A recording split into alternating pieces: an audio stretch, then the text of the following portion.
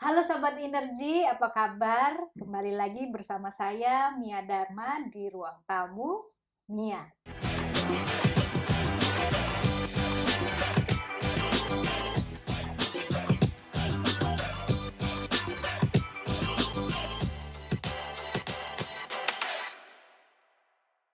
Nah, bagaimana nih resolusi awal tahun? Semoga semuanya masih semangat untuk melakukan apa yang sudah menjadi janji yang ingin dicapai selama tahun 2022 ya. Nah, terutama buat teman-teman semua, sahabat energi yang lagi mau challenge dirinya bagaimana belajar mengenai public speaking. Mungkin selama ini kita adalah orang-orang yang takut banget kalau disuruh melakukan public speaking, ngomong di depan umum, depan orang banyak gitu ya. Nah, hadir saat ini saya mengundang teman saya yang lama banget, saking lamanya sampai begitu banget ya. Soalnya susah banget ngundang dia, jadwalnya sibuk banget.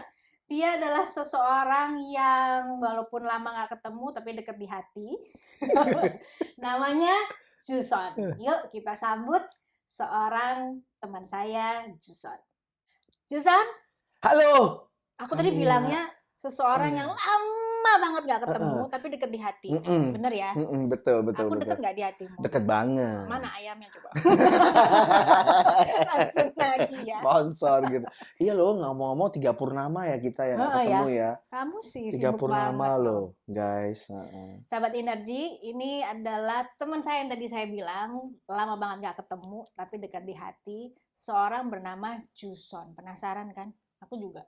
Juson. Kenapa namanya Juson? Aduh, itu manggilnya apa? Ya. Jason atau Juson? Jus aja. Oh, Jus aja. Jus tapi on terus ya. Selalu on, nggak pernah Artinya off apa ya. sih?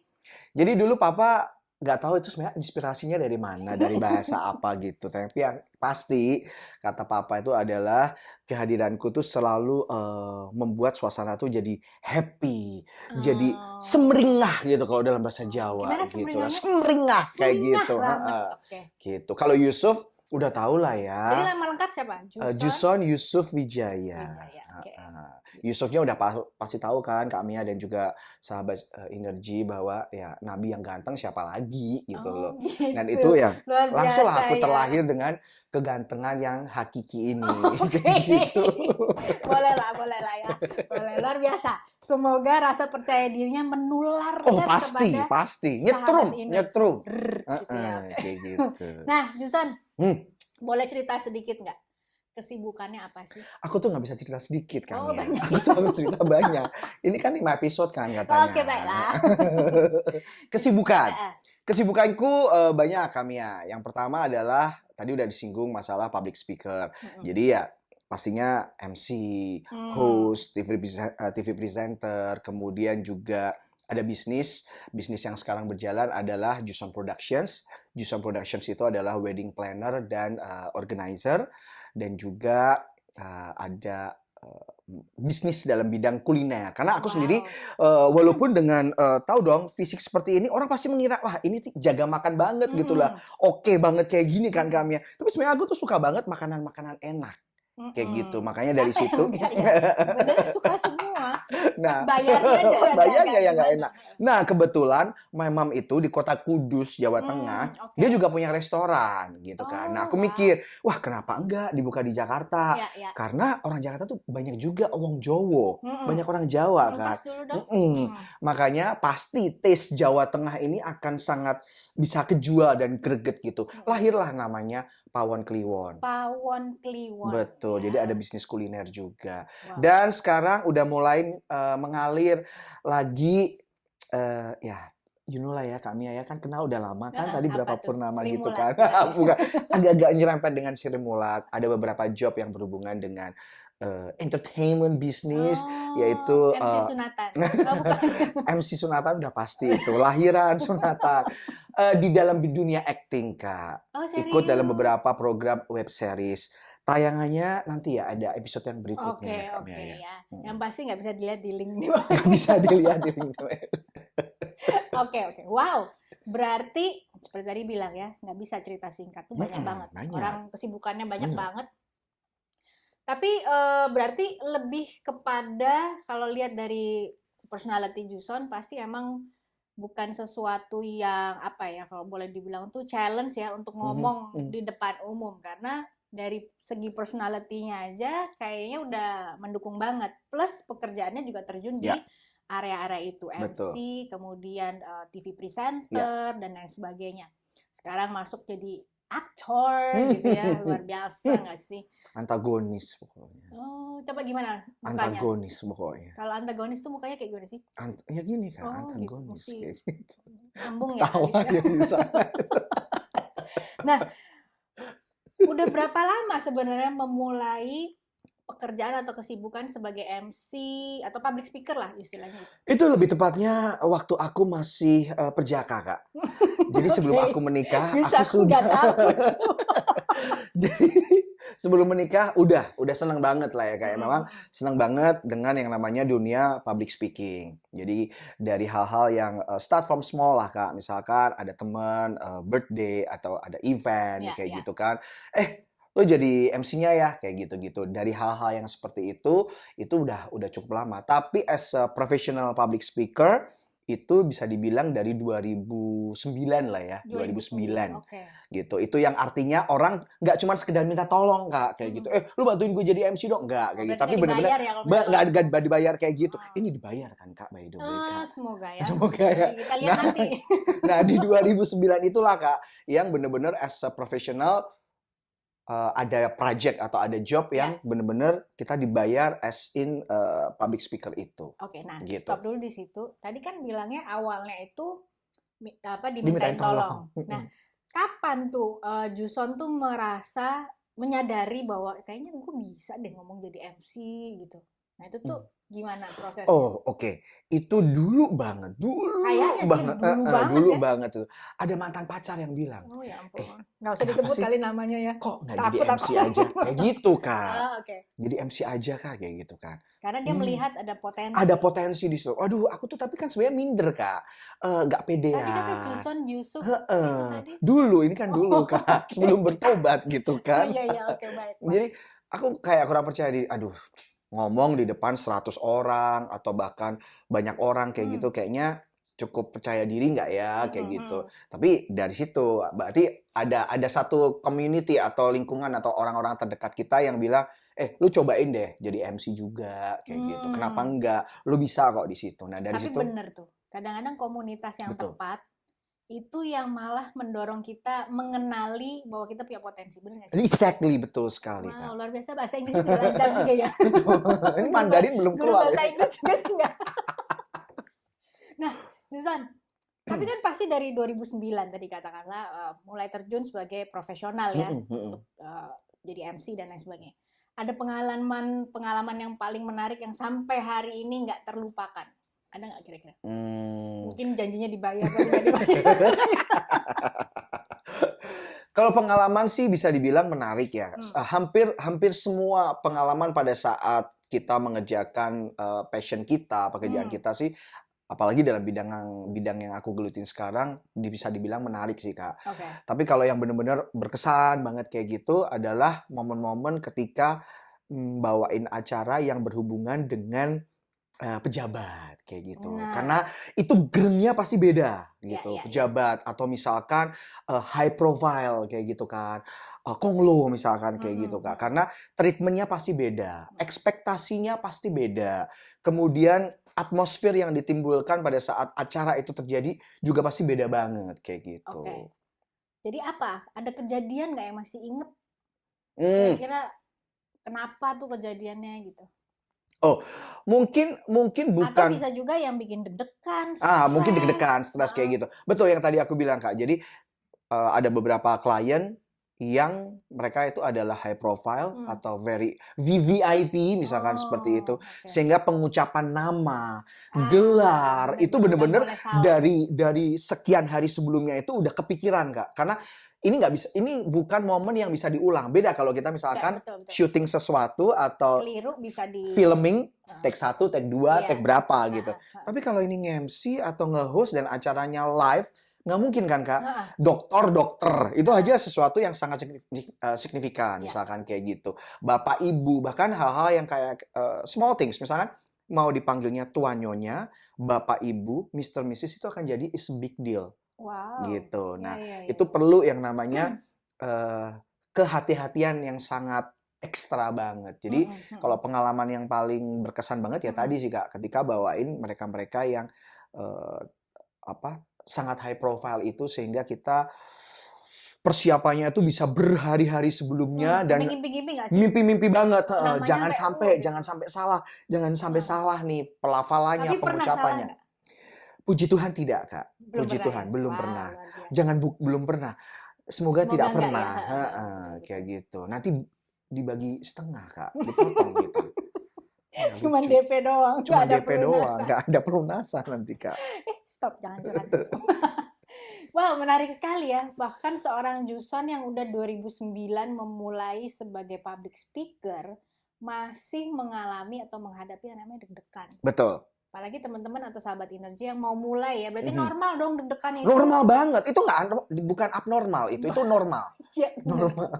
Tapi gimana cara ngatasinnya kalau lagi deg-degan, stres, senewen, tremor gitu? Gini, kalau dari aku pribadi, pengalaman aku pribadi adalah banyak nanya, itu harus pasti.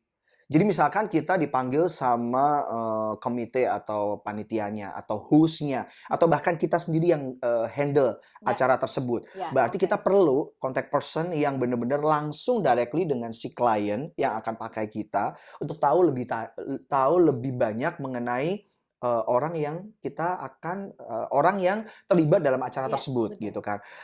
Personalitinya gimana? Segitu ya? Ekspektasinya apa? Guyon yang dia suka apa? Gitu serius? kan. Bener, Segitu? harus sampai kayak gitu. Oh, supaya kita nggak krik-krik momen ya, garing-garing. Sebenarnya nggak krik-krik, dan ketika kita lemparin sesuatu yang kayaknya, yang namanya acara kan pengen lebih luwes, lebih nyantai gitu. Jangan sampai itu nggak pas, nggak match dengan personality orang tersebut, kayak gitu kan. Kemudian aku pernah sampai nanya gini, pernah nggak ada satu kejadian yang membuat si bapak atau si ibu marah besar oleh karena satu acara yang nggak sesuai dengan ekspektasi dia? Misalkan kayak gitu.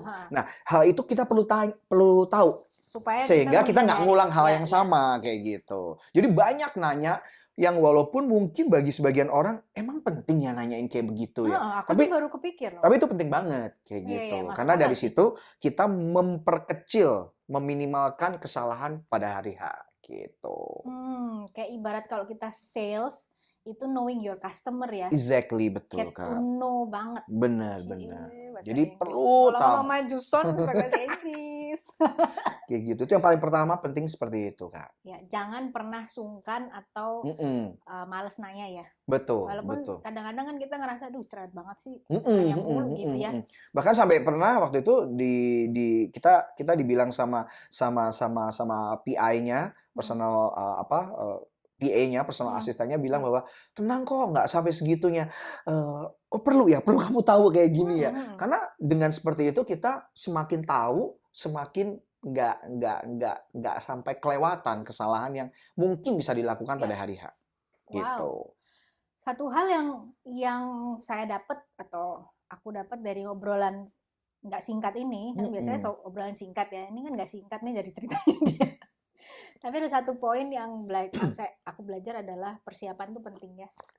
Betul bahwa sekali. Nanya itu kan bagian dari persiapan. Walaupun seorang Juson yang udah pengalaman bertahun-tahun, berbelas-belas tahun, berpuluh-puluh tahun. Enggak, belum 20 ya kayaknya. Oh, belum. Kayak udah ancient banget. Laule ya.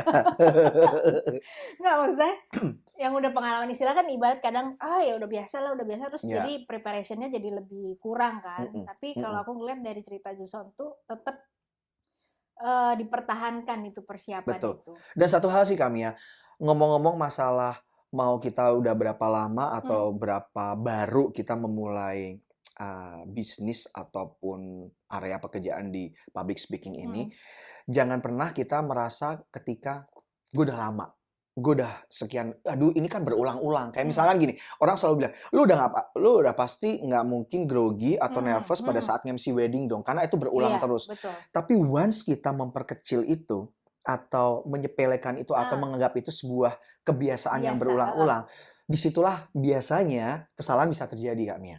Karena aku jujur pernah ngalamin itu.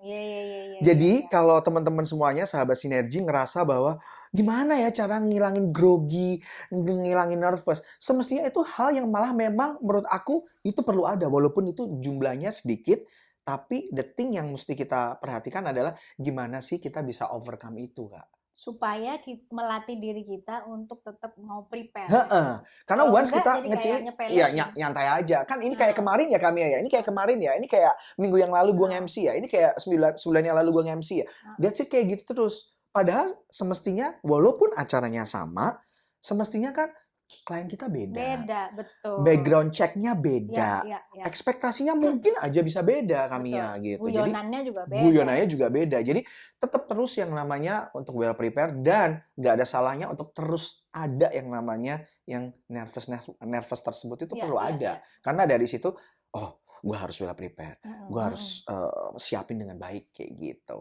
Wow. Jadi buat sahabat energi yang masih merasa deg-degan, Mm-mm, nervous, sekali lagi itu normal. mm-mm. Plus ubah itu atau mindset kita tuh mesti diubah bahwa yang namanya grogi itu adalah sebuah hal positif yang Ya. membuat kita mau terus belajar, Mhm, mempersiapkan diri, mhm, nggak menyepelekan, nggak mhm, mengecilkan arti mhm, ya, walaupun mhm. mungkin kita udah ngerasa pengalaman banget, Ya, biasa dan lain sebagainya. Kadang-kadang disitulah adanya lubang yang kadang-kadang kita nggak betul, lihat gitu ya. betul, betul. Wow, luar biasa. Kayaknya aku udah nggak ada pertanyaan lagi ya. Tapi mungkin satu hal yang Ini mau kurang tanya lagi. lama loh. Nggak apa-apa kan kita 5 episode kan. Nah, sebelumnya kan justru belum apa istilah sebelum terjun jadi MC Mhm, kan tadi sempat cerita nggak pede. mhm, Nah, ada tips nggak buat sahabat energi, teman-teman energi yang merasa ya itu tadi masih rasa takut, mhm. rasa nggak bisa kayaknya ngomong depan umum, nggak usah ngomong depan umum deh, ngomong sama 2-3 orang aja masih takut Iya, gitu. iya, iya, iya. Nah, itu ada tips nggak sih gimana menghandle itu? Tips yang pertama sih menurut aku adalah banyaklah untuk ngobrol dengan orang-orang yang ada di sekeliling kita sih, Kamia, kayak Jangan gitu sama kan. tanaman doang Jangan ya. sama tanaman, rada-rada gini, kayak gitu Oke, kan. oke. Maksud aku gini, dengan kita membuka diri untuk ngobrol dengan si A, Hmm, si B, si C, ya starting with your inner circle lah ya, ya, ya. Kamia. Hmm, Nggak usah lah yang tiba-tiba di jalan, Mas, Mas mau nanya dong, nggak hmm. mungkin kan, agak-agak ya, kayak Heeh, gitu kan. heeh. Tapi orang-orang terdekat kita ajak ngobrol. Dari situ kita juga bisa tahu gitu kan. Terus dari situ kita juga mulai mengembangkan diri. Gimana ya cara obrolan agar menyenangkan seperti itu. Karena Wow. dari situ sesuatu yang simple banget, tapi membuat kita jadi skillful untuk membuka obrolan yang menarik. Luwes ya, lebih luwes Luwes ya. jadinya Heeh, gitu. heeh. Nggak usah lah teman-teman nggak usah mikir kayak gini. Gimana ya biar suaraku itu ngebas banget, Heeh, bulet banget. lu. Apa itu Heeh, kayak ini gitu. aja Heeh, ngomongnya cempreng kayak gini gitu. ya udahlah Karena ya gitu. seringkali dengan kecemprengan kita, kadang kan kita mikir ya kayak Kita dapat job gimana spesifik. karena kita malah jadi job spesifik gitu loh. Coba deh teman-teman perhatiin, siapa sih TV host sekarang yang pada seliweran itu yang suaranya bulat kecuali kita memang di news ya. Iya, Ya kan, betul, news betul. presenter misalkan kayak gitu. Itu memang ada spesifikasi yang sangat sangat Mm-mm, mm-mm, detail mm-mm. atau sangat ya spesifik itu. Iya. Tapi kalau dalam dalam in general kayak gitu, malah dengan karakter itu yang mungkin cempreng, Mm-mm, mungkin suaranya unik lah yang nggak pada mm-mm. umumnya. Malah dari situ orang jadi tertarik Ya, dan ya, keinget kan, betul. ini Ini si cempreng itu kan ini si gitu. cempreng itu kan, tapi lucu Heeh, misalkan heeh, kayak heeh. gitu kan. Nah, banyak-banyaklah menggali diri, mengenali diri seperti Mm-mm. itu. Terus kemudian adalah memang perlu Kak yang namanya kita perlu belajar. Ya, Kita nggak mungkin bisa nambah pinter ketika kita nggak mau belajar kan. betul sekali. Betul. Jadi misalkan kalau di energi ini misalkan aku lihat kan sering banget tuh bikin pelatihan ono enek ono Mm-mm, workshop mm-mm, yes. ini kayak gitu-gitu kan. Nah, itu penting banget gitu. Kadang orang mikir kan kalau zaman dulu ya Kak ya. Kamu mau kursus apa? Nah, Kursus ngomong, Pak. heeh. Kursus kok ngomong, Nah, buang-buang duit kayak gitu. iya Apa benar. sih Kursus kayak gitu? komputer kayak apa Heeh, kayak kursus gitu ya. komputer kek atau kursus jahit kek. Jadi jangan salah. Heeh, Itu benar. dulu Ya, gitu. ya. Sekarang ngomong itu menjadi hal yang penting. Gimana kita bisa jual diri kalau kita nggak bisa ngomong dengan baik? I like you. Nah, bukan pinter ngomong ya, nanti kayak sales obat, bukan. Beda ya, Iya, teman-teman ya. Tapi bagaimana kita tuh bisa present diri kita dengan baik sehingga orang ingat, oh ini loh Kak Mia, gitu. Benar. Kemudian bobotnya seperti apa yang Iya. diomongin. Sama orang tuh rasanya tuh seneng dengan kehadiran Kak Mia membawa sesuatu yang memang si audiens tersebut butuhkan seperti itu. Jadi Wow. yang ketiga memang nggak bisa nggak belajar Kak, Belajar. kayak gitu. Wow, speechless ya. Tapi sebenarnya kalau dari kesimpulan yang kita obrolin nih, ya, as a closing, sebenarnya belajar. Udah closing ini. Aku shock loh dengan dirinya. Jangan ngantuk ya. Jangan dong. Ini Rugi acara belum banget. selesai ya. Enggak, tapi maksudku gini, bahwa belajar public speaking sebenarnya nggak hanya khusus untuk orang-orang yang MC presenter, enggak. Karena kalau tadi tips dari Juson aja ngobrol sama orang-orang terdekat kita supaya lebih luas, lebih skillful.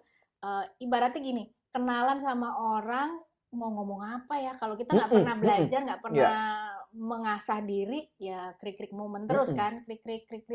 Maksud nanyanya macet nggak tadi? Apalagi Betul. bulan apa lahirnya? Maksud itu doang gitu ya. Betul, Tapi kalau kita melatih dengan bicara dengan banyak orang, kemudian membuat kita juga lebih banyak baca, kita kan juga jadi lebih pinter ya, lebih banyak perbendaharaan topik juga yang mau kita omongin. Jadi sebenarnya public speaking adalah untuk semua orang. Betul. Dan satu hal Kak Mia, banyak banget orang pinter, tapi mereka nggak bisa menjual idenya dengan baik sehingga tidak bisa dihargai dengan baik pula. Ya nggak sih? Betul. Sebaliknya, banyak orang di luar sana yang mungkin idenya adalah seperti kebanyakan biasa banget gitu. Tapi karena dia pinter dalam hal mempresentasikan, pinter dalam mengemas, pinter dalam menyampaikan itu, dan orang beli itu dengan sangat mahal. Padahal B aja gitu. Sebenarnya. Tapi karena itu tadi kepribadiannya menyenangkan, bisa meyakinkan. Dia pinter ngomong. Betul. Pinter nyambung sama kliennya. Betul sekali. Itu yang dibeli sebenarnya ya. Betul. Wow. Luar biasa sahabat Energy. Omong-omong saya dengan sahabat saya, udah langsung jadi sahabat ya. Tadi teman lama, habis itu langsung jadi sahabat. Cepet banget dia naiknya, ya kan?